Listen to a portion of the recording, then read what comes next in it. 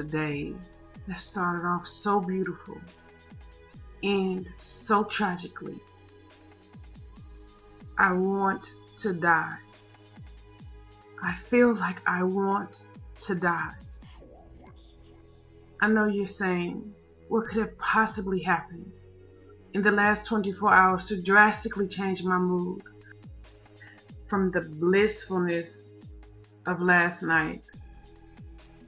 Well, what a difference a day makes. Like I said, it started off so beautiful. That morning, I woke up and there was an ivory box with a red satin ribbon tied around it on the bed next to me.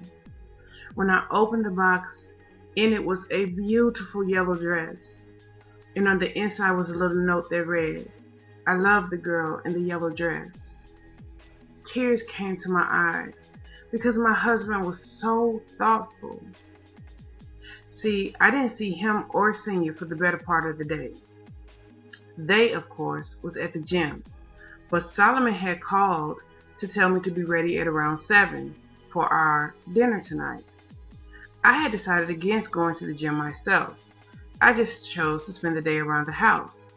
First, I cleaned it from top to bottom, and then I slowly prepared myself for the evening, starting with a nice long soak in the bath. Did I tell you guys how much I loved this tub? Anyway, Solomon and Senior came home at about 6:30. Both of them hurried to get dressed. And boy, when they were done, like father, like son. These two men in a suit was dangerous. I felt like a princess walking between the two as we made our way into the fancy restaurant that Solomon had made reservations for. The host led us through the dining room into a hall that had private doors. He led us to the one in the back. I sucked in my breath as he opened the door. Inside was a private dining room with a huge window that had an amazing view of downtown and Lake Michigan. "You like it?" Solomon asked, taking my coat. "I love it. It's beautiful." "Come, my love, and take a seat," he said, pulling out one of the red velvet chairs for me. Senior and Junior took the two remaining chairs. A waiter came and informed us that he would be caring for us for the evening, and he was at our disposal. There was a button on the table. If we needed anything, we was to push it, and he was just a click away. And after he took our orders, he left. Senior held his glass up to my son, who has surpassed even my expectations and made it through his first round of training alive and well. We chuckled, holding our glasses up as well. "So, it gets easier from here, right?" Solomon asked his father. "I wish I could say it did, son. It does not. In fact, it's going to get more intense at this point. You have been immersed, and I know for a fact this is when the tests get real. See, the enemy is going to try and knock you off your game. And if you don't remember anything else I've said to you, remember this. When things get bad and you can't see your way through, open that Bible and read and see what the Most High has to say to you. Trust me, I've been there." He looked at me. "This goes for you too, Bot. You have become a precious part of my family. Until you came along, the only real food I ate was if I was eating at one of the ox house who had a Isha. You came in and you took care of an old fool like me, and I just want to say thank you, Bot. I am so glad my son has you. As long as you two stay together and stay in Yah, you will be okay." Tears came to my eyes at Senior's words. It was true. I looked at him as the father I never had, and he looked at me as the only daughter who loved him. He tried to call his daughter once a week, but she never takes his calls. And although he says he's all right, I know that it hurts him to be rejected by his children. Hallelujah, Solomon has forgiven his father. I don't know what happens in the training he went through, but whatever it is, it's the kind of stuff that brings brothers together, you know what I mean? Now, when are y'all gonna give me some grandchildren? We all laughed and ate a wonderful dinner. And it was while we were eating dessert that my world ended. Pops, I just want to say thank you for never giving up on me, Solomon told his father. I know I didn't make it easy for you. I didn't know then what I know now. Then I couldn't understand why you would walk away from your family, your business, your empire. I always thought that was pure stupidity. But now I know that there is something out there more important than riches, more important than making a name for yourself. Now I understand what true power is. And if we love anybody more than we love the Messiah, we are not worthy of him. And now I just commend you for being strong enough to love him more. You're a good man, Dad, and I'd be honored to be like you. Oh, isn't that special? A cold voice said from the door. Chills raced up my spine. All of a sudden, I felt like I was standing in front of a Mack truck, and it was too late to avoid the impact. Slowly, I turned around, and sailing through the door, dressed to kill in a white suit, was Margaret. Her hair was flawlessly swept up into a bun on top of her head. And just like the last time I saw her, her makeup made her appear years younger than she was. Coming in behind her was two older men, dressed in suits, one white and one Asian. Hello, husband. You do remember Mr. Channing and Mr. Wong, don't you? She spoke as if she was hosting a party and we were all just guests. Ex-husband, Senior corrected her. And I do. Evening, Mr. Channing, Mr. Wong. He sat back in his chair, opening the button on his jacket. Although he wore a smile on his face, Senior was uncomfortable. He did not like these men. Hello, son, she said, approaching the table. Solomon didn't even pretend that he was happy with her interruption. What are you doing here? Why, to celebrate my son's accomplishments, of course. She turned and spoke to the waiter. We'll take cocktails over by the window. Bring a bottle of your finest champagne. Husband, do you still take port after your meal? Senior smiled at her. Ex, and I do. Port for my son and for my ex. Gentlemen, she said, gesturing to the men to tell the waiter what they were drinking. Stormy, dear, would you care for a cherry? She asked, smiling at me as if she cared. I thought to myself, what the heck is a sherry? No, Solomon said. She'll take coffee, he told the waiter. I could have kissed him, and I would have too, if my heart wasn't beating out of control, as if it could sense impending doom. Solomon didn't seem worried, but Senior, there was another vibe coming from Senior. He put me in the mind of a man that was running out of time. Shall we? Margaret said, gesturing toward a little area of the room that had been set up for cocktails and conversation. It was a beautiful little room, but who could pay attention to that when the tension was so thick in here it could be cut with a knife? Senior and Junior shared a look with each other before they stood. He reached out his hand for mine and led me to the little room. I went to stand by the window. Solomon followed. He leaned down to me. You all right? You look upset. He asked close to my ear. I smiled up at him. Of course, this was his mother. He just didn't see in her what I did. She felt like pure evil. I'm fine, I told him, letting my hand run along his tie. He picked up my hand and kissed it. We're going to ditch both of my parents in a little while. I have a real special evening planned for us. All night, all I could think about was making love to you. I hope you got some rest. I might not let you sleep till morning. I opened my mouth, surprised that he whispered something like that to me with his parents in the room. So, Solomon, how have you been? You look, she faltered, letting her eyes travel up Senior's body. Tired. I see some things never change. Senior smiled. And you, my dear, as lovely as ever. At first glance, I see some things never change. She chuckled, not offended in the least at his insult. The waiter came back in the room with everyone's drinks. He poured champagne in 6 flutes and quietly handed one to each of us.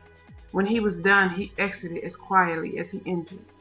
Margaret held up her glass, the diamond ring on her hand and the diamond bracelet around her wrist catching the dim lights just right. 2 secrets being revealed, she said, smiling over her glass at Senior.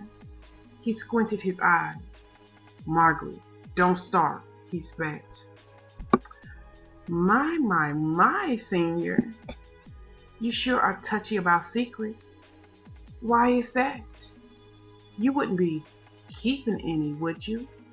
She blinked her eyes at him innocently. I felt Solomon tense at my side. Ma, for once, can you two be around each other without embarrassing me? Margaret pouted her lips. Son, I don't want to embarrass you. I want to enlighten you.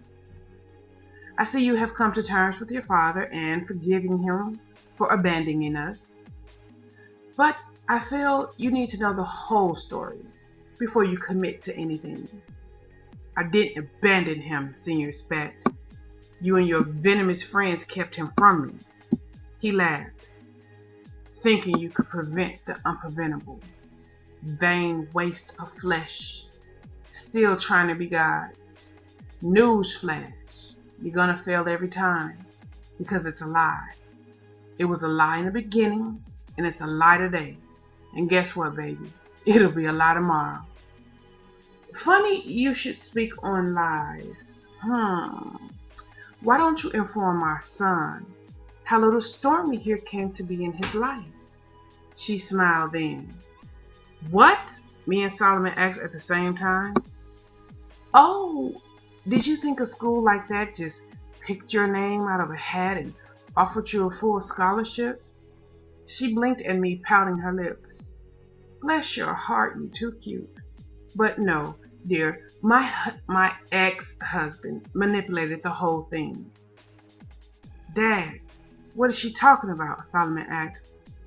Senior looked at Margaret as if he wanted to kill her. I wanted to shake him and demand answers. Dad, Solomon said between clenched teeth. Senior exhaled. It's true. I saw Stormy at the hospital the night she lost her grandmother. It was something about her. I heard her asking Yah for strength, and I thought she was perfect for you. I knew that you would take one look at her and would want her. How? How did you know that? Solomon was mad. The 2 men that had come with Margaret began to fidget. The older man leaned close to her. Maybe we should conduct our meeting later, he said. Although he spoke with Margaret, he kept a cautious eye on Solomon. Oh, Channing, grow a pair. She rolled her eyes at him. He sat back in his chair, loosening his tie. Her eyes turned bright again as she looked at Senior. She was loving the strife she was creating. How? How did you know that Solomon would fall for Stormy? She blinked at him. He clenched his teeth, the muscle ticking profusely in his jaw. I knew because I was attracted to her. He smiled when her mouth dropped. You see, she's the complete opposite of you. She's good and pure. She's beautiful inside and out.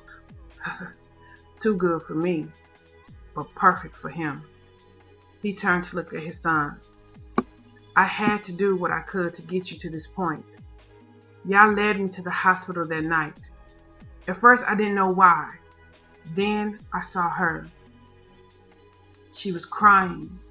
She was scared because she didn't know what to do. She needed somebody to protect her, to take care of her. I thought of you. The nurse talked to her about going to college. It was perfect. You didn't have the right, Pop. Can't you see that? You didn't have the right. Oh, brace yourself, Junior. That is only the tip of the iceberg. It's the news I have next that sinks the ship. She smiled at Senior. Don't do it, Margaret. Don't do it. He's not the same. It will start a war. Senior, clenching his fist at his side. She shook her head in a playful schoolgirl manner. I don't care. Son, let me introduce you to Mr. Channing and Mr. Wang. You see, they used to be very close friends with your father. 26 years ago, Mr. Channing, Mr. Wang, and your father sacrificed their firstborn sons to Malach for wealth. Oh yeah, please. I put my hand over my heart, trying to keep it from leaping out of my chest. My eyes flew to Solomon's. Oh yeah, help us. Pop! Solomon said, looking at his father. Anger poured off him in waves. His nostrils flared. Instantly, Mr. Channing and Mr. Wang fell to their knees, clutching at their throats. Their heads began to moving in that strange fashion. Disturbia. Solomon didn't even look their way. He just stared at his father like an angry bull. Your father took you to die the night you were born. Mr. Channing's son, Kevin, died first. Mr. Wang's son, Lou, went next. When it was your turn, the Ancient Ones held you and decided they wanted your life instead of your death. In exchange, they made your father a very rich and powerful man. Senior, no! I cried. Tears fell hot and heavy from my eyes. I hurt so bad for Solomon. He just stood there, broken, lost in his anger and disbelief. Son, that was before I came into this truth. I was a fool back then. Please, son. No! Solomon yelled. Don't call me your son. You are a liar and a hypocrite. This has all been a lie. No, Father Yah, please. My being cried out to the Father. My mind raced. What can I do? What should I do? Come on, Stormy. We're going back to Georgia. No, I couldn't do that. I couldn't go back with this vicious, wicked woman. I didn't want to leave the safety of the ox. I hesitated. Solomon, wait, I cried. He turned to look at me, fire shooting from his eyes. The two men were still convulsing next to us. Wait, he asked, throwing my hand away from his. What am I talking about? I forgot. This, what you and me have, is all a part of this lie. Crying because he was breaking my heart, I shook my head trying to grab his hand. You don't mean that. He shook my hand off his arm. He turned to face his father, an evil look on his face. But hey, let's see if I learned anything from you. He turned to look at the two convulsing men on the floor next to him. The last time I stood before one of you demons, you accused me of not knowing what to do. Back then, I didn't know the words that you demons feared above all. But now I know. Foam began to come out their mouth. Solomon! A demonic voice came from the Asian man. Don't do it. What do we have to do with you? Those boys died so that you can give their fathers power. Yah rebuke you in the mighty name of Yahushua. He yelled. Both men fell to the floor, their bodies shaking and convulsing so bad that I just knew some of their bones were broken. All of a sudden, they went still. The man named Mr. Channing balled up in a ball and began to weep. No, this can't be happening. Mr. Wang just clutched at his head. My eyes raised to Solomon. He was looking at me over their bodies. That is what I learned from my father. He squatted down and took Channing's head in his hand. Do you know the penalty of sacrificing your children to demons? He asked. No, no, my king. Please don't do this, Channing cried. Death, Solomon said, before he twisted his head. The terrible death pop filled the quiet room. Then he turned and did the same to Mr. Wong. What do you know? I learned that from my father, too. He stood, buttoned up his suit jacket, then turned and walked out of the room. I wanted to run after him, but for the life of me, I couldn't. Did he just kill these men in cold blood? Or was he doing the work of Yah? I didn't know. Senior sat down heavily in a chair, putting his hands on his head, rocking backward and forward. Margaret picked up her glass of champagne and took another sip, with a satisfied smile on her face. Then she dabbed at the corners of her mouth with her napkin. Now, I need to undo all of this that you have done, so that we can keep our payment. Did you know that they had chosen our son to be king? And do you know if Solomon does not give himself to them, like you promised, they will kill both you and I? Or have you forgotten? Senior flew out of his chair and charged at her. I ran to him, jumping in front of him to bring him to a stop. Margaret didn't even blink. I have never forgotten. What I've done haunts me every day of my life, he spat between clenched teeth. She chuckled. I trust you can clean this up quietly while I clean up your mess. Because it's like I always say, Mommy knows best. She dropped her napkin on the table, walked around the two men who lay dead on the floor, and sailed out the room just as flawlessly as she entered.